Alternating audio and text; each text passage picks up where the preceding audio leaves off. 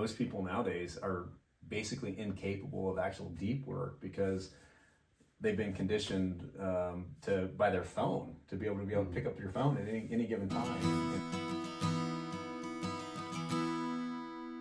Welcome back to the GENXYZ Podcast. I'm Matt. This is Micah. So we're continuing our series on an excellent book by Cal Newport called Deep Work. Been pretty cool going through this, and I'd say almost like shocking in a way to realize how our brains have been rewired, right? Yeah, it's good. You've had success as we've been working through this together. You've had a lot of success with your career going through this, and then this has highlighted for me some of the obstacles that I have in being successful. Like, I generally have a lot going on, but this has kind of highlighted the fact that I'm like really trying to identify why I can't get more done, or because I feel like I should be accomplishing more. In this book and going through this with you, starting to write on this podcast on this distraction. The default is now distraction. I don't think we even realize it. Anybody, who kind of saw the rise of social media, nobody knew what the implications were going to be, the long-term implications of that. And so, we just dove right into Facebook and thought it was really, really cool. But then you kind of get addicted to the dopamine from the surface level connections. They kind of serve as a proxy for like actual real social connection. So we have all this like super quick access. Most people nowadays are basically incapable of actual deep work because they've been conditioned by their phone to be able to pick up your phone at any given time and have like instant distraction. We went over last time. In the last episode, we were talking about the first rule, which is work deeply, and what that means, and the different like types of philosophies there, and the 4DX model. Rule number 2 in the Deep Work book is to embrace boredom. The idea behind this is that efforts to deepen your focus will struggle if you don't simultaneously wean your mind from a dependence on distraction. And this is really enlightening to me because I felt like he was like calling me out personally, because he said we often flee the slightest hint of boredom. And he says in the book, if you look at your phone to relieve the slightest boredom, your brain has been rewired to the point it is not ready for deep work. I thought that was interesting because I do that all the time. It's like I can't, if I'm at a stoplight. I mean, if I'm there for more than 5 seconds, I'm like, okay, let me check my email, or let me check, Instagram or whatever. It's what they were designed to do. They're designed to be addictive, dopamine slot machines. Yep. And I mean, has a real impact on our psyche and an impact on how much we can be accomplished. So I'm glad he calls it out here. And so it says, he says, once we are wired for distraction, we start to crave it. And the idea, the shift is that the status quo now is distraction, but we shouldn't be taking breaks from distraction. We should be taking breaks from focus, because focus should be what we're primarily doing all the time. And so the distraction is the exception rather than the norm. He particularly talks about scheduling internet blocks of time. So when you get online, I mean, there's so many things that we do online, whether it's going to Amazon or whatever, you've got to do some shopping or whatever. And he says, just leave that for certain time periods in the day. You maybe give yourself a 2-hour, 3-hour block, and it might be after work or whatever. It may be after dinner, like between like 6 and 8 p.m. or something. You set those blocks, and then the rest of the time throughout the day, it's really hard to do. I tried doing this and it's really hard. But the rest of the time in the day, you don't get on the internet at all. Then you're dedicating you don't realize how you're dedicating your time to the phone, and then you're having to break away from the phone to get work done. Yeah. Versus bind your time with the phone to certain times where it's not going to get in the way of what you need to get done in the day. Yeah.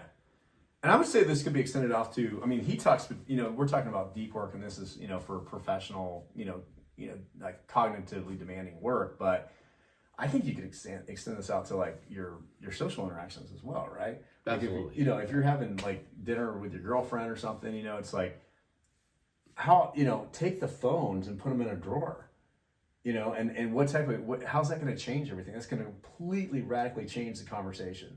The conversations that you have, or a friend, anybody, right? Any social situation, like put all the phones away.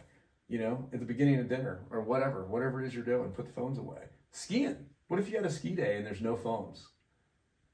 What would the gondola rides be like, right? How many times have you skied with friends and then you get on the gondola and yeah, you might be talking and stuff like that, but you know, at some point everybody's on their phone. I literally have pictures of like our friend group in the gondola, and everybody's like almost everybody's just on their phone. Yeah, you know what I mean. So yeah, it is a obstacle to human connection. Yes. If you have this phone, yes, stealing your distraction away from someone right next to you. Yeah, you'll definitely notice that if you're talking to someone that is being distracted by their phone, it's very hard to connect with them. Yeah, at the appropriate level. Yeah, if they're kind of constantly checking their phone for whatever they're checking their phone on. They're not with you, and it's also for the social interaction. You know, they're looking at their phone. You're like, especially if it's like, you know, your significant other. You know, and you're sitting there and they're looking at their phone, and you're like, is there something on that phone that's more important than me this time right now? You know, it's like you're checking like your cousin's Instagram. You know, whatever. It's like, is that more important than, you know, quality time with your wife or girlfriend? You know, like that's obviously not. So what's the solution to this? Is Cal Newport says it's concentration training, and that's what you can enable us to break free from it. Because right now the default is that most people are completely wired for distraction. I mean, you can almost say that by default, right? That's become the new default. It's the new default. So how do you programmed by our phones? Programmed by our phones. We look at our phones so much, we've trained ourselves to just be permanently distracted by it. Yeah. So you have to break free from it. You have to, number one, be aware of it. Because I kind of wasn't like totally aware of this until I read this book. Well, it's an uncomfortable truth that we I have power over my phone. Yeah. You don't really realize how much your phone controls you. Yeah, exactly. How much of your life you're flowing through that phone. Exactly, yeah. And so for concentration training, he says to start off, you just simply sitting and allowing yourself to be bored is valuable. And he specifically says, like, when you're at the stoplight, right, and you're sitting there, or you go to the bathroom, you know, it's like everybody brings their phone nowadays with them to the bathroom. It's like, and you know, you're sitting there reading, looking at whatever. And he says, don't do that. In those moments when you're craving that, I crave it. Like when I'm sitting at the stoplight, I'm like, okay, I'm here. I've been sitting here for 5 seconds. Like, let me check the stock market. How the stock market do today? It's just anything that pops in my head. But he says, train yourself to be bored. Like train yourself when you feel that craving, just push through it. Just sit there in boredom. Yeah, I mean, because boredom is uncomfortable. And we don't like to be uncomfortable. Like if you're it's not that fun, actually.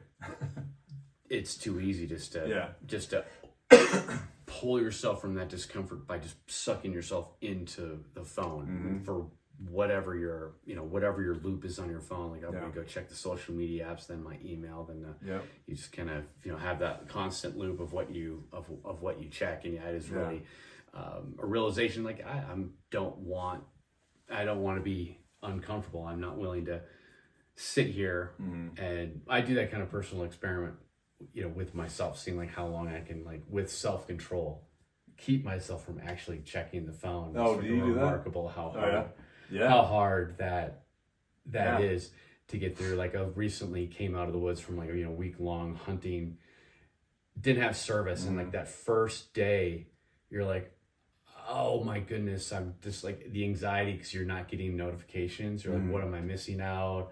And you're up in the woods and you can't escape on your phone. You have to just literally be there in the raw wilderness. Yeah. And it's funny, after the first day, I started to like, by the third day, I'd actually forgotten about the phone. Really? But it literally, it took a considerable amount of time. Wow. And it took a lot of discomfort and anxiety to be like, I wish I need. So it took 3 days. It took 3 days to kind of deprogram from that. It took 3 days to kind of detach. So what did it feel like at the end of that 3 days? Like when that happened, and then did you feel more present out there? Like what was that shift like? It didn't hit me right away, and until all of a sudden, like, wow, I kind of felt like I had a little bit of freedom to just spend a few days without the phone. Without email, without contact, without constantly connected to whatever Donald Trump was doing or whatever. It's just like all this stuff Working at that's McDonald's. constantly thrown in your face, and ads and social media stuff. But what did it feel like? Did you feel like lighter? Did you feel better? Did you feel worse? I mean, did it? Well, I mean, being like less distracted. Well, I should say, when you finally realize you're like, I haven't looked at my phone or touched my phone or thought about my phone for 8 hours. Yeah. And it's a great, it was a great feeling. It's like, wow, you can actually have an existence away from the phone. Yeah. And I just really enjoyed it. So mentally, you felt like it kind of shifted you into a different space mentally.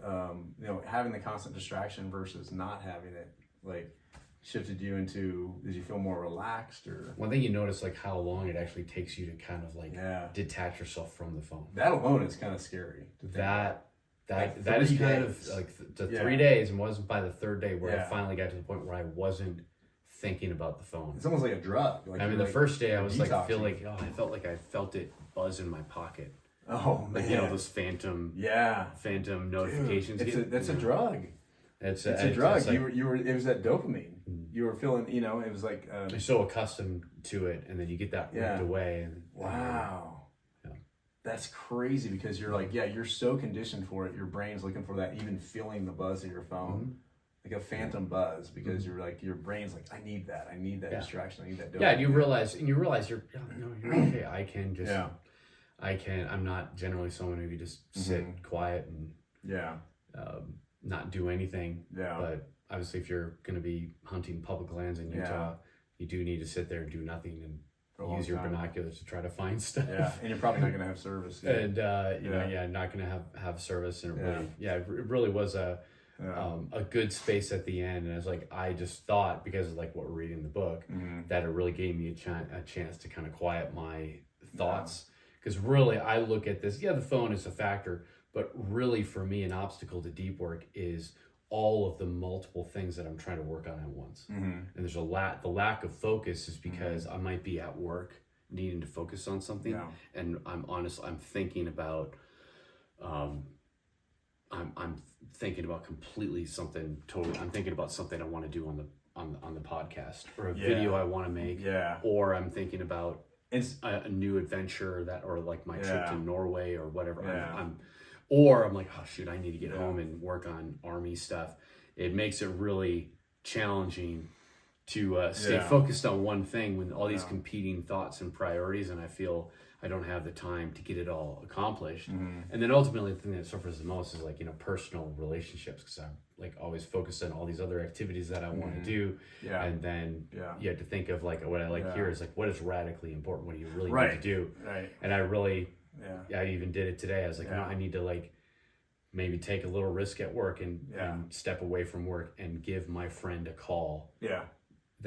And connect with them, return their call, and connect with them, because I was like, we haven't been able to get connected, and we need to make sure that we call and work out this this trip and see how they're doing. So. And I'd say the 40X model, that's what they say at the first step is the focus on the wildly important. And I think what I hear you saying, and what I've experienced myself with this, is like doing this concentration training. For you, I think that's a great way to do it. It's like it's a forced concentration training where you're literally in a place where you don't have service, and you kind of it sounds like you kind of went through like a withdrawal process, right? Just like it's almost like a heroin addict or something, no longer has that quick dopamine available. But what I found is like it does give you a lot more control over your thoughts, over your mind, like you were saying. I mean, and then you are able to focus on the wildly important, because you're like, I need 4 hours to knock out this project, this paper or whatever. Now I have the capacity to do it because I've trained myself to do it. I'm not going to sit there. It's not going to take me 4 days to do it, because I'm constantly going back and forth. My brain is fried basically, from like all this different distraction. So it's really a different way to, and you think about it, it's interesting because the world, like we've moved with information technology becoming more and more a part of our lives, right? Like you have the human being that's like, we did not evolve to process information in this way. We didn't evolve to, I mean, think about how we evolved. I mean, we evolved to like sit around, we shared knowledge, like sitting around fires and stuff, and like in groups of humans, like, sharing information in close groups like that. And we didn't have like, all these other distractions. So it's like our brains really aren't wired to deal with this, So it's kind of like a new phase of human evolution. And we're now seeing, it's part of social media too. And that's actually the next rule that will come in a different... Tease at the next rule that will hit next following week. Rule 3 is quit social media. And that's huge. That's huge. And that one is... Quit social media. That one's gonna be a good episode next week, folks. How do you live a life without social media, right? Like it's so fundamental to so many different things, but we'll talk about that later. But I think that to cap this one off, I really enjoyed and experienced it. The fact that it was like, don't be afraid of the boredom. Yeah, you're sitting there, want to embrace it. Want to do anything to escape the boredom. Use the phone to escape the boredom. Yeah, and just feeling like it is an extremely evil thing you need to avoid is the boredom. You can't have that. I think that is fantastic because you're really just using the phone to mask that boredom. Yeah.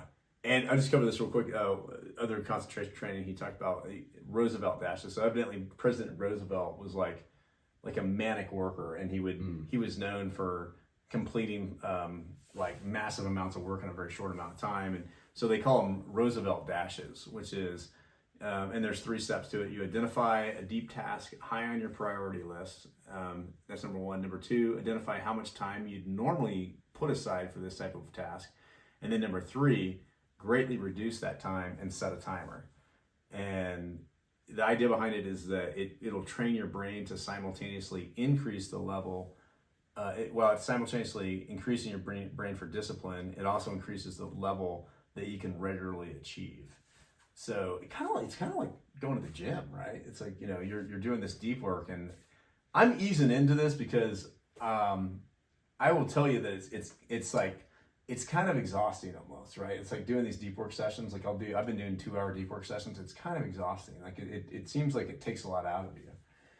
And I think it's just probably similar to going to the gym, right? You can't go to the gym and just like... Well, you need to mix in some recovery too. Yeah, you need recovery too, yeah. Like a good, like sometimes it's like, okay, so you stress everything you work, but then you really build strength in recovery. Yeah. And it's like you rebuild your focus in those times of recovery too, which I will talk about later in the later. And then the last thing, the last thing is productive meditation, and it's you take a period in which you are occupied physically but not mentally, such as walking, jogging, driving, showering, probably hunting, I'm sure. If you're just, and focus your attention on a single well-defined professional problem. I found this with walking is amazing. You just go out, because walking, you're not cognitively engaged with walking. You're just walking, right? So you're doing that, but you're just, as you're walking, you only focus on one thing. Yeah. It's kind of hard, but you keep bringing your attention back to it. I love it because you kind of like put your mind kind of in neutral. Especially it's a task that you're like really comfortable with. And really competitive and productive. Really good way to cap the end of the day. So man. Yeah. That's great. Good work, Matt. These sorts of books only bring positive things in your life, and it's and then what I love about deep work most is the fact that he even says it in the first half of the book. He talks about how rare it is, that we need it more and more, but how rare it is. So if you can get these concepts and you can implement them, you're gonna crush it. Yeah. In anything that you do. That's true. Reading this, talking to you as we talk through it is like, you got to be patient with yourself. I have we both have high expectations of ourselves and what we want to accomplish. Yeah. And sometimes you have to like put that in check and realize, the distractions like the phone, all the competing interests, and it's tough. Yeah. But it's a good point. It's a process. With the process. Yeah. Don't be afraid of the process. There's going to be some pain along the way, but in the end, it is worth it. But this is great. Nice tools to work on. So look forward to hearing what you guys think. Let us know in the comments, and definitely look forward to the following week where we talk about Quitting social media. Quitting social media. Wow. See what happens there.